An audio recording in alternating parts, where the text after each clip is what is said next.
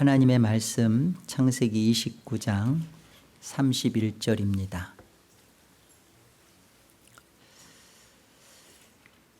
여호와께서 레아가 사랑받지 못함을 보시고 그의 태를 여셨으나 라헬은 자녀가 없었더라.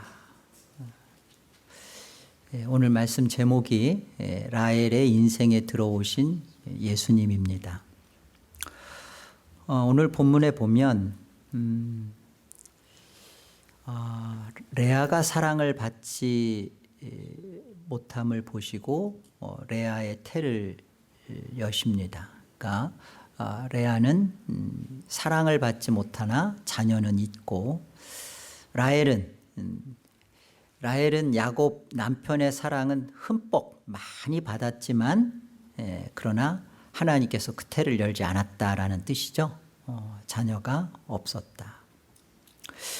구약에서 자녀가 없는 문제, 구약은 옛 언약입니다. 옛 언약 안에서 보면 그것은 복받지 못한 모습이에요. 옛 언약에서는. 새 언약에서는, 예수님의 십자가 이후에 새 언약에서는 자녀와 건강과 또 부귀는 복과 전혀 연결되지 않습니다.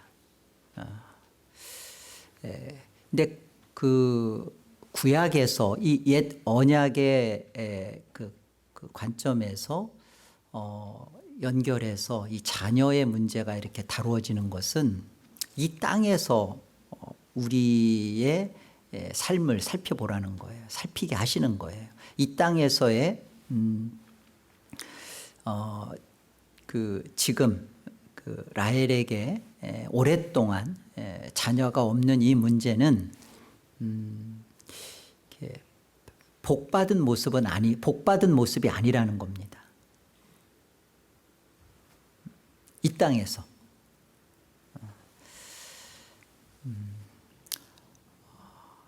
이 땅에서의 그 모습에 자녀와 관련하여 지금 라헬이 지금 굉장히 사랑은 받고 있지만 복을 받고 있지 못하구나. 다시 말하면 저주스러운 모습이구나 지금. 자, 성경이 이 라헬의 이 문제를 들어서 우리에게 주고자 하는 메시지가 뭘까요? 이 말씀을 지금 대면하여 받는 1차 독자는 출애굽한 이스라엘이에요. 자, 출애굽한 이스라엘한테 지금 라헬은 야곱 남편의 사랑은 많이 받는다. 그러나 자녀는 없다. 하나님이 그 태를 열지 않았다. 라는 것을 지금 1차 독자를 읽고 있어요. 또한 2차 독자인 저와 여러분이 이 말씀을 대하면서 도대체 무슨 말씀을 하시려는 걸까요? 자녀가 없는 문제, 어찌 보면 복받지 못한 문제, 또 좀 더 심각하게 말하면 저주받고 있는 지금의 모습을 통해서 뭘 말하려고 하는 것일까? 여러분, 라헬은 성도입니다. 라헬을 통해서 나중에 두 아들이 나와요. 요셉과 베냐민이 나오고 라헬은 구원받은 하나님의 교회를 대표하고 있는 성도예요. 자, 이 성도인 라헬의 삶에 구약의 언약, 옛 언약의 관점에서 보면 굉장히 저주스러운 복받지 못한 모습을 보여주고 있어요. 이걸 통해서 출애굽한 이스라엘과 우리가 들어야 할 가장 중요한 메시지는 뭐냐면 성도의 삶에 이러한 구원받은 현실이 있다는 거예요. 구원받은 현실 속에 복받지 못하고 있는 모습, 어찌 보면 저주받고 있다라는 그런 당혹스러운 실제를 맞닥뜨린다고요. 그게 있다고요. 좀 그렇잖아요. 신앙을 했는데 신앙이라는 것을 지금 내가 꾸준히 해왔는데 교회도 다닌다고 다녔는데 교회 가서 봉사도 했고 나름 부족하지만 말씀도 읽고 기도도 해왔는데 그런데 현실 속에서 전혀 복받지 못한 모습을 맞닥뜨린다고요. 성도에게 이런 구원 현실, 구원 받은 자의 현실이 있다는 겁니다. 난 버려진 자인가? 난 처음부터 하나님 예정 안에서 선택 안에서 내가 이렇게 된 건가? 그러면 나는 계속 신앙생활을 해도 결국 구원 못 받는 거 아닌가? 어떻게 이런 문제가 나에게 있을 수 있지? 여러분, 먼저 우리가 분명하게 짚고 가야 될 것은 구원 속에 정말 내가 이해할 수 없고 또 불신자가 볼 때 조롱거리밖에 되지 않는 그런 현실이 있다는 겁니다. 지금 라헬이 처한 모습이 그거예요. 구약에서는 자녀가 없다. 지금 자녀가 없었다 그러죠. 굉장히 저주스러움을 당하는 거예요. 못 견디는 겁니다. 그래서 나중에 라헬이 죽겠다 그러죠. 어떻게 이렇게 내가 버려진 자냐. 아니 내가 당신의 남편이잖아. 난 당신의 남편의 사랑 속에서 자녀가 없다면 나는 의미가 없다. 나는 죽고 싶다. 이렇게 되는 거죠. 지금 라헬은 자녀가 없을 뿐만 아니라 또 나중에 두 자녀를 잃어버려요. 두 자녀가 누구였죠? 요셉과 베냐민이죠. 이 둘 다 애굽에 팔려갑니다. 먼저 애굽에 팔려간 것은 요셉이고요. 그리고 우리가 이제 창세기 40장 후반에 가보면 요셉이 왜 굳이 동생 베냐민을 꼭 애굽으로 불러내리는가라는 것을 보게 돼요. 이 다 두 자녀를 잃어버리는 이 라헬의 슬픔을 우리가 알게 되는 거죠. 반드시 요셉과 베냐민이 애굽에 팔려가게 됩니다. 가야 되는 거고요. 라헬이나 요셉이나 베냐민이나 다 성도예요. 구원받은 성도예요. 그런데 그들이 라헬은 자녀가 없고 또 자녀를 잃어버리고 요셉과 베냐민은 포로로 아니면 종으로 애굽에 끌려가게 되는 이런 것이 성도의 인생에 있다. 성도가 인생에서 이런 사실을 만난다라는 것부터 분명히 하십시오. 성도는 예수님을 믿고 하나님을 신앙하는 순간부터 감기도 안 걸리고 그리고 내가 비즈니스 하면 그것도 다 잘 되고 해보셔서 알겠지만 그런 일 없죠? 그렇지 않습니다. 성도가 모든 경제적인 것에서 파산을 할 수가 있습니다. 물론 그 이유를 살펴보면 욕심을 냈거나 아니면 게을렀거나 아니면 뭐 다른 이유들이 있었겠지만 그러나 성도라는 것으로 파산을 피할 수는 없어요. 잘못하면 파산해야죠. 자, 성도가 오늘 우리 웨스트민스터 신앙고백서에서도 좀 다뤄졌지만 성도가 이혼해서는 안 되죠.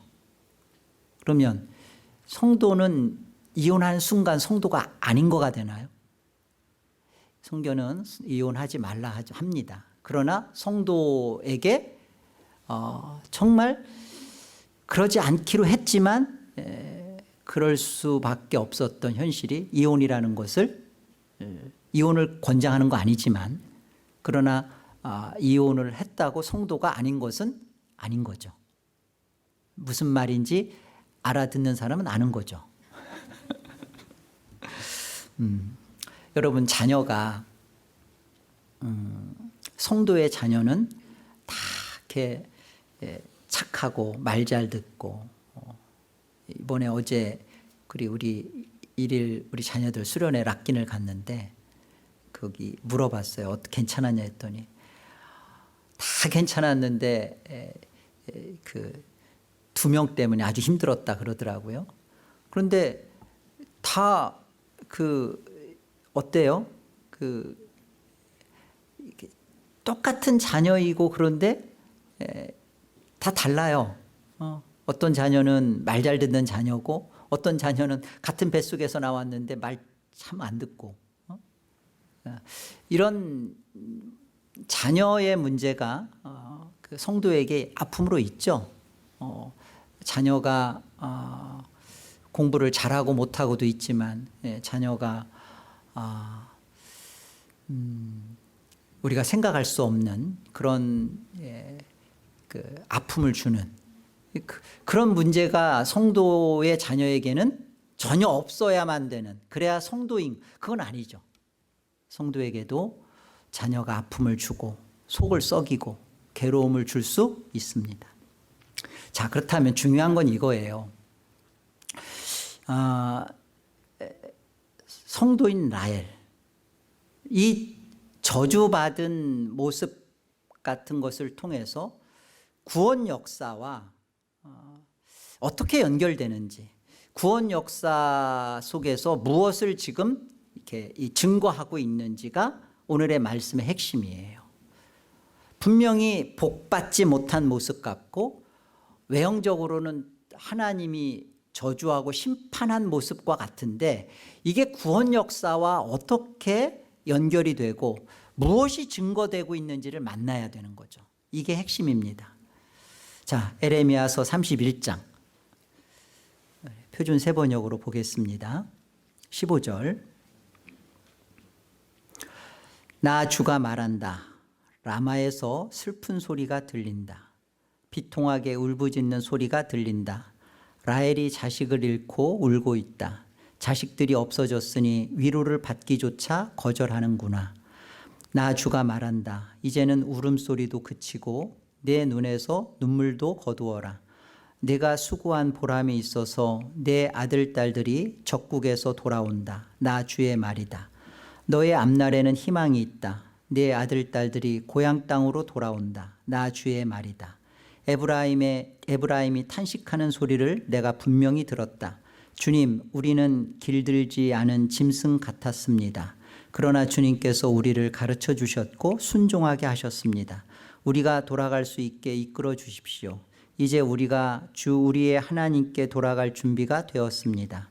주님을 떠난 다음에 곧 뉘우쳤습니다. 잘못을 깨달은 다음에 가슴을 치며 뉘우쳤습니다. 그리고 저의 젊은 시절의 허물 때문에 저는 수치와 수모를 겪어야 했습니다. 에브라임은 나의 귀한 아들이다. 내가 가장 사랑하는 자식이다.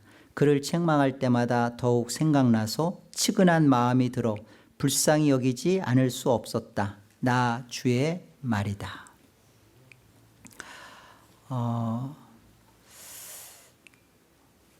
라헬이 자식을 잃고 울고 있고 자식들이 없어져서 그 위로조차도 이렇게 거절할 수밖에 없는 그 너무나 비통하다는 표현이죠. 라헬의 슬픔이. 그러나 이제 울음소리를 그쳐라. 내 눈에서 눈물을 거두어라. 이제 그 라헬에게 보상을 하나님이 해주시겠다는 겁니다.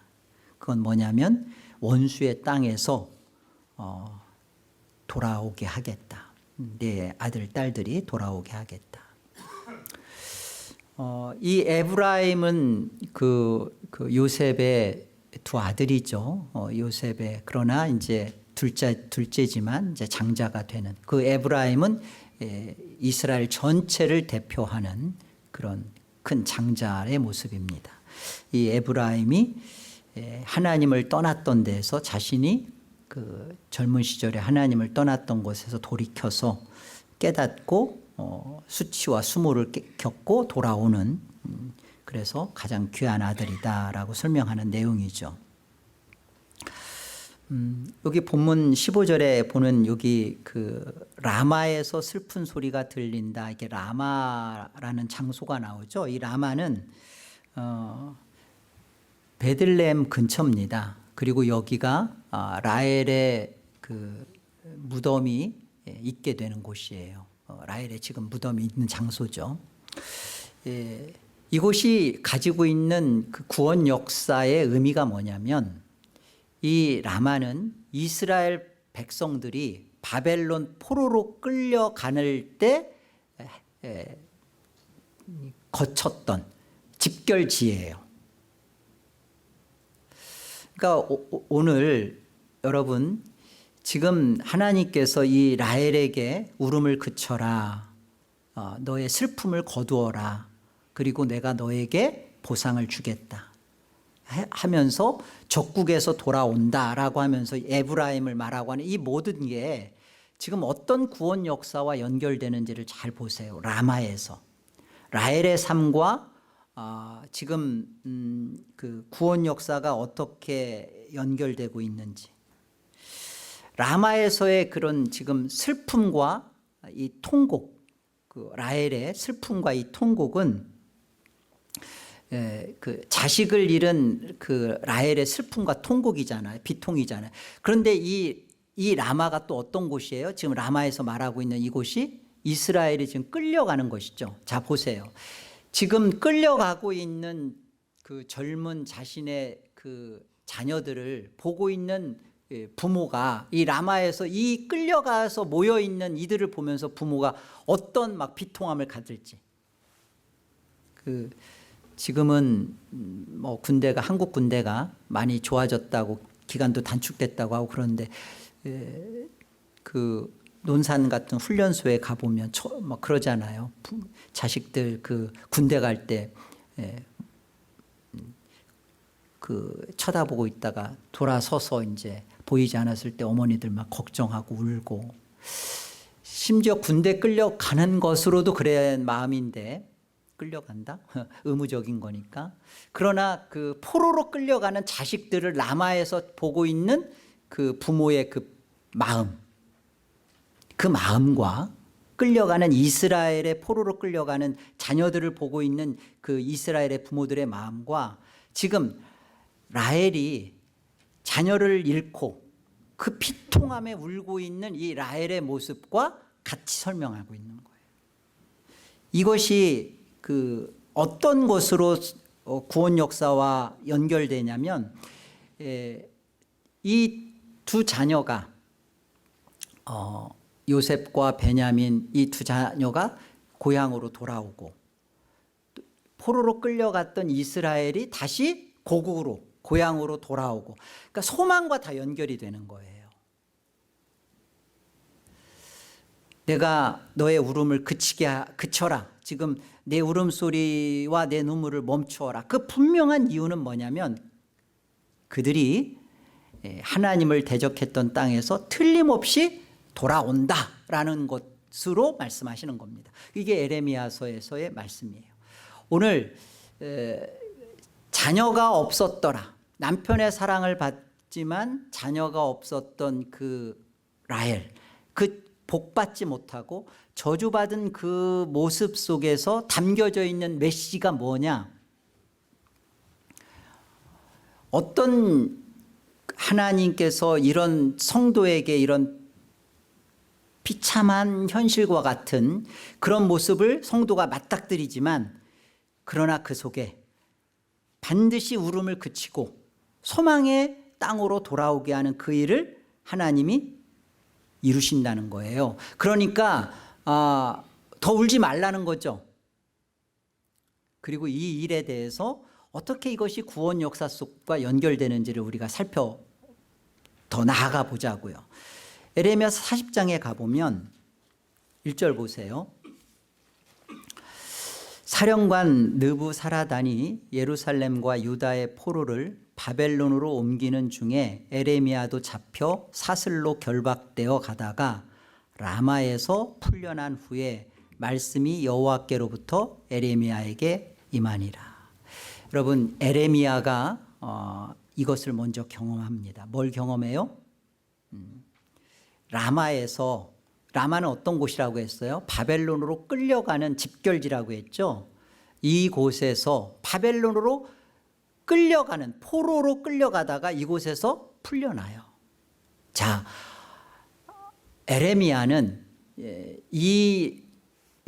지금 끌려가는 이스라엘을 보는 부모들의 애끓는 마음, 또 라헬이 자식을 잃어버리고 애끓는 이 라헬의 모습 속에서 설명하는 거예요. 지금 라헬이 자녀가 없고 자녀를 잃어버리는 라헬의 이 모습 속에서 설명하는 것은 뭐냐면, 이렇게 포로로 끌려가는 그 모습 속에서 그게 다가 아니라, 성도의 인생은 저주받고 복받지 못한 모습으로의 다가 아니라 반드시 참 소망을 가져라. 이게 보이지 않는 참된 소망의 현실이 있다. 구원받은 현실에 그것이 있다라는 것을 지금 설명하는 거예요.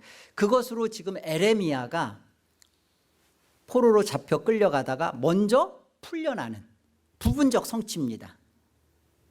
아, 그러네. 나의 이런 저주받은 이런 삶 속에 이것에 갇혀서 내가 끝까지 이렇게 비통하게 마치는 게 아니라 하나님이 참 소망을 주시고 문제를 해결해 주시는 참된 구원 현실이 나에게 주어지는구나 라는 것을 에레미야를 통하여서 부분적으로 보여주신 거예요, 지금. 그리고 이 부분적 성취가 온전한 성취로 이루어지는 게 예수님 안에서입니다. 자, 보세요. 마태복음 2장을 가보겠습니다. 여기까지 따라오셔야 돼요. 마태복음 2장 14절. 요셉이 일어나서 밤에 아기와 그의 어머니를 데리고 애굽으로 떠나가 헤롯이 죽기까지 거기 있었으니, 이는 주께서 선지자를 통하여 말씀하신 바 애굽으로부터 내 아들을 불렀다 함을 이루려 하심이라. 이에 헤롯이 박사들에게 속은 줄 알고 심히 노하여 사람을 보내어 베들레헴과 그 모든 지경 안에 있는 사내 아이를 박사들에게 자세히 알아본 그때를 기준하여 2살부터 그 아래로 다 죽이니, 이에 선지자 에레미야를 통하여 말씀하신 바 라마에서 슬퍼하며 크게 통곡하는 소리가 들리니 라헬이 그 자식을 위하여 애곡하는 것이라. 그가 자식이 없으므로 위로받기를 거절하였도다 함이 이루어졌느니라. 헤롯이 죽은 후에 주의 사자가 애굽에서 요셉에게 현몽하여 이르되, 일어나 아기와 그의 어머니를 데리고 이스라엘 땅으로 가라. 아기의 목숨을 찾던 자들이 죽었느니라 하시니, 요셉이 일어나 아기와 그의 어머니를 데리고 이스라엘 땅으로 들어가니라. 여기 아기가 누구예요? 예수님이죠. 여러분, 지금 이 헤롯 사건을 통해서 동방박사가 찾아왔을 때 이 천사가 나타나서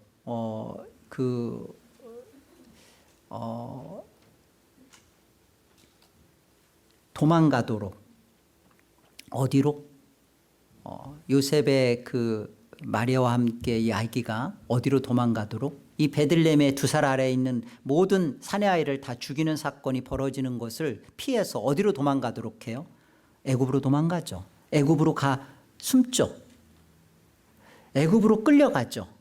그리고서는 다시 돌아오는, 가나안 땅으로 돌아오는 이 사건을 지금 뭐라고 하냐면, 18절에 뭐라고 하냐면, 바로 라헬에게서 이루어지는 일이 이루어졌다 그러는 거예요. 여러분, 성경이 우리에게 말하고자 하는 바가 이겁니다. 우리가 정말 붙잡고 은혜 받아야 될 것은 이런 말씀이에요. 나의 그 인생에 있어서, 이 성도의 인생에 있어서 당혹감을 감출 수 없는 이 문제 속에, 이런 것 속에 어떻게 이것이 예수님과 연결이 되는가? 어떻게 이 문제가 구원과 성립이 되는 것인가? 예수님이 왜 애굽에 들어갔다 나오셔야만 하는가? 라헬이 그 2 아들이 어디로 들어가서 잡혀 들어갔다가 다시 나와요? 요셉과 베냐민이 애굽에 들어가죠. 이 라헬의 슬픔과 비통과 라헬의 옛 언약 속에서 저주받은 그 죽음의 죄의 문제를 해결하시기 위하여 라헬의 인생 속에 들어오신 분이 있어야만 하는 거예요. 그 인생에 들어오신 분이 예수님이라고요. 라헬은 지금 못 봅니다.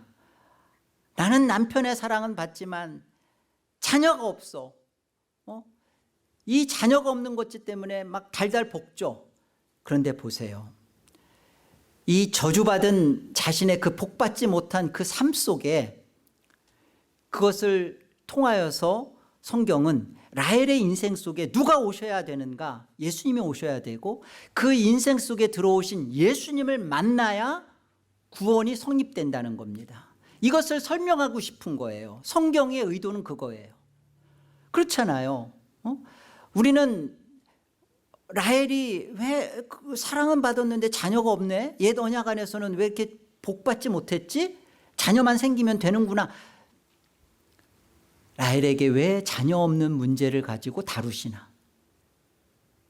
그의 인생 속에 진짜 구원이라는 그 문제, 구원의 현실 속에 자녀 없는, 자녀로 피통하고 고통을 겪는, 자녀가 없는 문제와 또 나중에 두 자녀를 잃어버리는, 그래서 위로조차 받기를 거절하는 그 어미의 찢어지는 심정 속에 몰아가서 라헬로 하여금 오실 메시아를 참으로 바라보며 그 예수 그리스도를 영접한 인생이고, 자, 성도인 우리 모두 다 이러하다는 겁니다.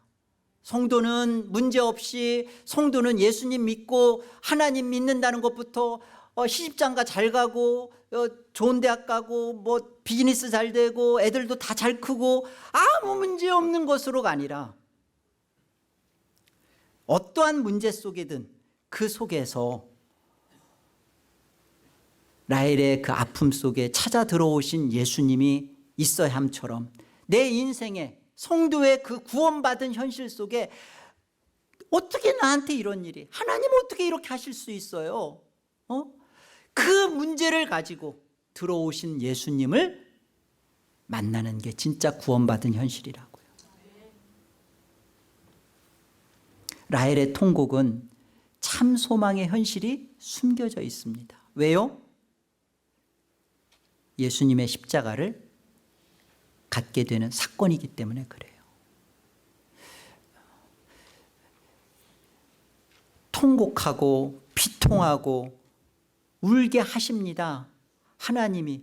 그런데 그 사건을 통해서 예수님의 십자가 사건으로 예수님이 내 인생 속에 들어오시는 것을 만나지 못한 것이야말로 그게 가장 불쌍한 거예요. 예수님의 십자가 사건 속에 하나님의 저주의 심판은 끝났습니다. 그래서 옛 언약에서는 자녀가 없는 게 저주지만 예수님의 십자가 이후에 새 언약에서는요, 자녀가 없는 것이 저주가 아니에요. 이미 저주가 끝났습니다. 그건 아무 상관도 없어요. 뿐만 아니라 참 소망이 주어지는 것을 알게 되는 거죠. 그래서 신약의 새 언약 속에 살고 있는 우리는 이 땅에서 우리가 있지만 우리의 진짜 소망은 하늘에서의 우리의 참모습, 우리가 어떠한 존재로 이미 십자가를 통하여서 어떠한 존재로 있는가, 영광의 보좌 앞에서 성삼위 하나님 안에서 어떠한 영광스러움 속에서 있는가를 누리고 사는 것이 우리의 진짜 현실이에요. 보이는 것, 눈에 보이는 것, 돈, 명예, 건강, 자녀 잘됨, 이거 붙잡고 거기에 눈이 빨개져 사는 것은 허상입니다.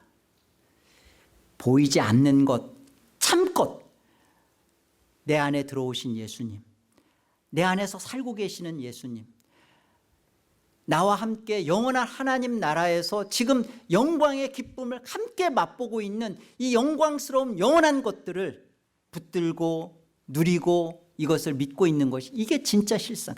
여러분, 이 땅을 떠날 때 그때 아실 겁니까? 아, 내가 부질없는 것, 이 안개와 같고 이 한 줌의 바닷가의 모래와 알과 같이 잡았던 거 파도 치고 나면 여러분 손 모래 꼭 쥐고 있어 보세요. 파도 스밀고 나가고 나면 나는 분명히 하나도 안 놓쳤는데 펴보세요. 모래 한 알갱이 없어요. 이 땅에서 그렇게 살 수밖에 없었던 우리 속에 성도이기에 하나님이 우리 안에 감당 못할, 아니 성도인데 어쩌면 저럴 수 있어 라는 문제로 당혹스럽게 우리 인생에 찾아 들어오세요.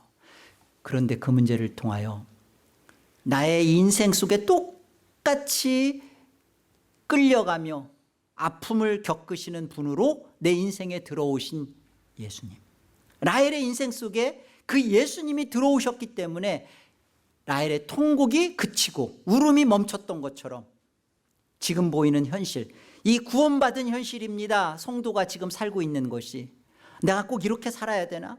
성도인 내가 이렇게 지지리궁상처럼 나는 성도인데 왜 이 문제 속에서 이렇게 살아야 되나?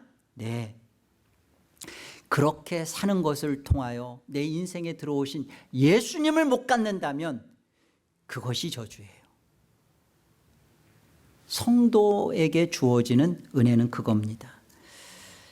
예수님의 십자가 때문에 나는 나의 인생의 슬픔과 눈물이 멎으셨나 물어보세요.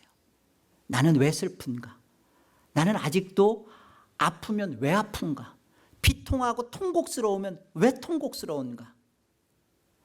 돈 없음을 보면서 그러면 돈이 많으면 울음 그칠 거예요? 그런 분 있죠? 회개하세요. 성도 라헬은 자녀가 없었더라. 그리고 또 나중에 잃어버립니다. 그렇지만 진짜 소망의 이유는요, 자녀가 다시 이렇게 생기고 또 자녀가 애굽에 갔다가 돌아오고, 이거 라헬 못 보고 죽습니다. 라헬은 베냐민 낳다 죽어요. 포로로 끌려가는 것도 못 보고 돌아오는 것도 못 봐요. 그러면 라헬은 성도 아니었나요? 아니잖아요. 성경이 라헬의 이 인생 속에 똑같이 예수님이 그가 애굽으로 끌려가시고 그가 다시 돌아오시는 것이 라헬의 이 통곡, 라헬의 위로받기조차 거절하는 그 아픔의 인생 속에 들어오셨다라고 성경이 그것을 이루려고 예수님이 그렇게 애굽으로 들어갔다나, 우리 보기에는 헤롯이 죽이려고 하는 그 2살 미만의 남자니까 가서 피해야 돼. 겉으로는 그렇게 보이죠. 그러나 성경의 목적은 그게 아니에요. 라헬의 인생 속에 예수님이 들어가셨다는 겁니다. 그걸 이루려고 하는 거예요. 여러분 정말로 보세요. 예수님이 내 인생에 들어오시려고 자녀 문제, 그래, 그럼 자녀 문제가 해결되는 게 복이 아니라 내 인생에 예수님이 들어오셨다가 복이에요.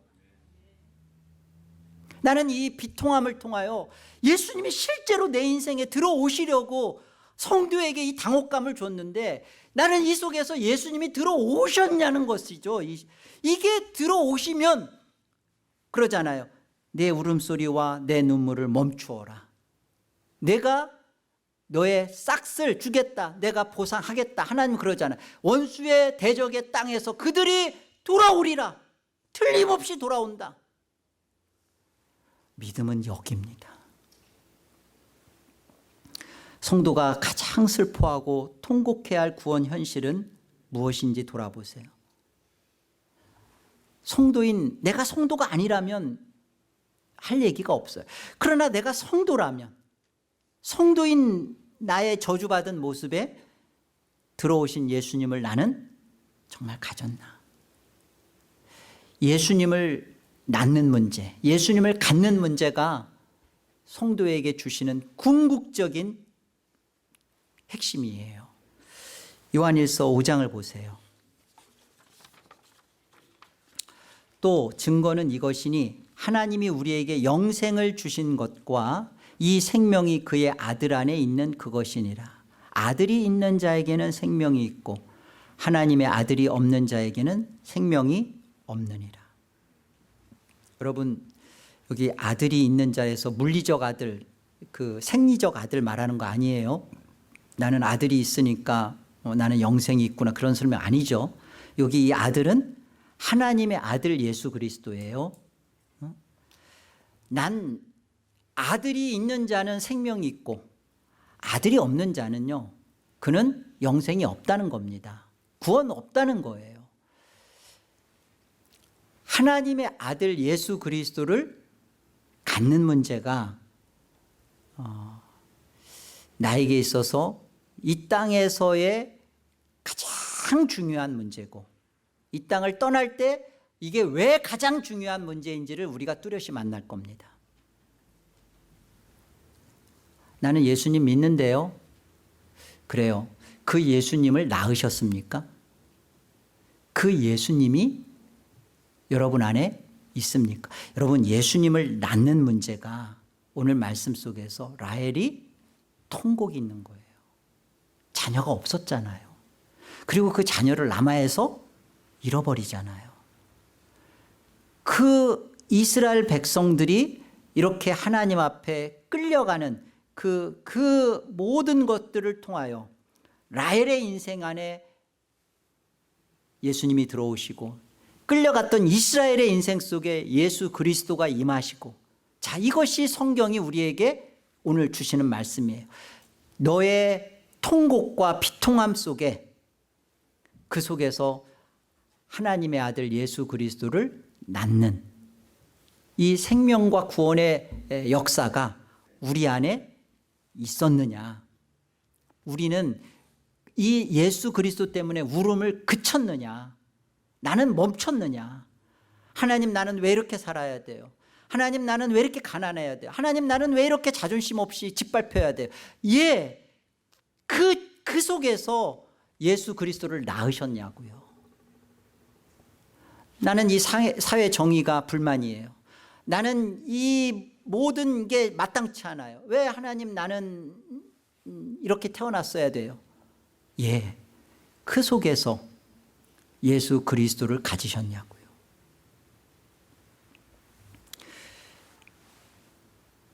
라헬의 참 위로, 진짜 위로는 결국 예수 그리스도였던 것을 우리는 보게 됩니다.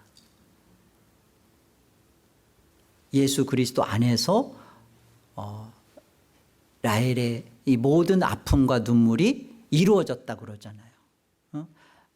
이 모든 것을 이루려고 몸을 입고 예수님이 이 땅에 오셨고, 그가 성육신하신 것이, 우리는 신학적으로 여러 설명을 할 수 있지만, 그러나 라헬의 인생에 들어오시려고, 그리고 그 인생이 되시고자 애굽에 들어갔다가 나오시는 모습을 성경을 통해서 설명하시고, 에레미야를 통해서도 반드시 그 일이 이루어진다, 부분적이지만 이루어진다, 라마에서 그가 풀려난다. 우리가 믿는 바는 그겁니다.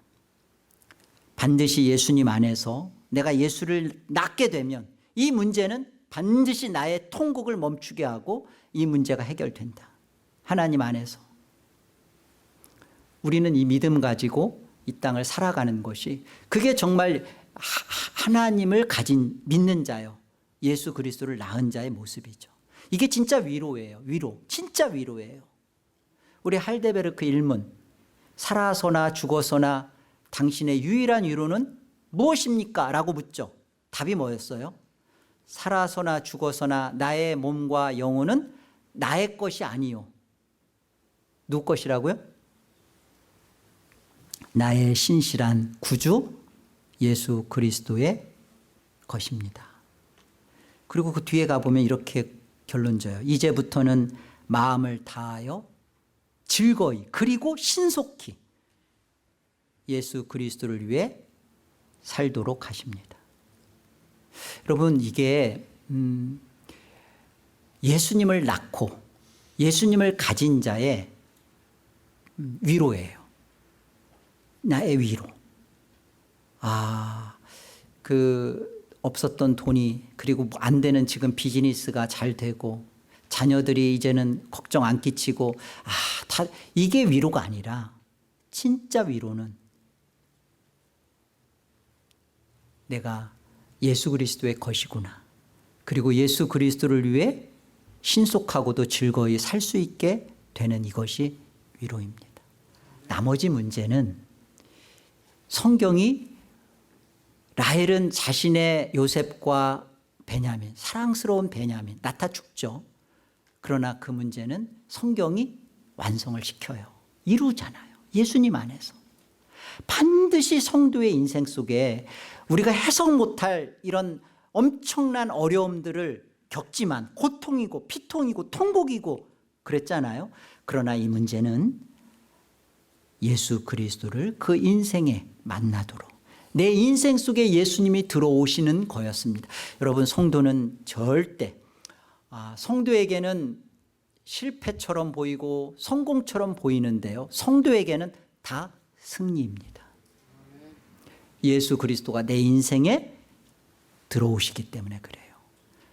그렇기 때문에 우리는 이 땅에서 내가 가지고 있는 구원받은 현실이 남 보기에 좀 어떠하냐에 따라 울고 웃는 존재가 아니라 이 구원받은 이 현실 속에서 예수 그리스도를 가진 문제를 점검하고 예수 그리스도를 낳는 문제를 내 깊은 해산의 수고를 통하여서 예수 그리스도와 더 깊은 인격적 교제 안으로 들어가고 그 예수 그리스도가 목적이 되고 생명이 되고 기쁨이 되는 것, 그것이 바로 기독교 신앙이란 말이에요. 그것이 바로 구원받은 진짜 현실을 사는 성도인 거예요. 구원받은 현실에는 그런 겁니다. 문제가 있어요. 그러나 그 문제를 통해서 더 예수를 갖게 되고 예수님을 누리게 되고 예수를 위해 사는 겁니다. 복음이 뭐예요? 복음은 오늘 말씀을 통해서 보면 저주스러운 내 인생 속에 예수님이 들어오셨다, 이게 복음입니다. 아멘. 복음이 되었다 또는 복음으로 산다. 나는 이 복음으로 산다. 이 복음이 내 안에 복음이 되었다. 예, 내 인생이 되신, 내 인생으로 들어오셨으니까 내 인생이 되신 참 위로자 예수님을 위해 나는 살아간다. 여러분, 이것이 복음으로 사는 겁니다. 그 어떤 것도 우리에게 이 예수를 가진 하늘 우주의 영광스러운 왕이신 예수 그리스도를 낳고 가진 것보다 더 가치 있는 것이 성도에게는 없어요.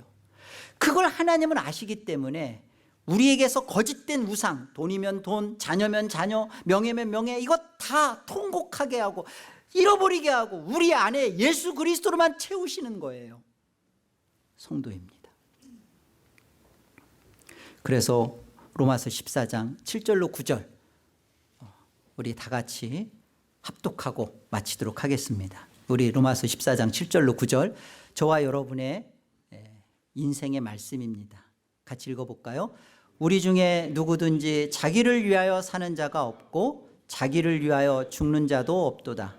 우리가 살아도 주를 위하여 살고 죽어도 주를 위하여 죽나니 그러므로 사나 죽으나 우리가 주의 것이로다. 이를 위하여 그리스도께서 죽었다가 다시 살아나셨으니 곧 죽은 자와 산 자의 주가 되려 하심이라. 아멘. 십자가를 만난 여러분, 십자가를 통하여서 구원받은 저와 여러분, 우리는 주님의 것이고 주와 복음을 위해 사는 것이 가장 위로요, 가장 큰 기쁨이요, 지금의 이 통곡과 눈물을 당연히 그치고 멈출 수 있는 힘입니다. 하나님이 말씀하셨어요. 멈추어라, 그추어라. 그리고 내가 너의 믿음에 보상을 주겠다. 그게 뭐예요? 적국의 땅에서 그들이 반드시 돌아온다라는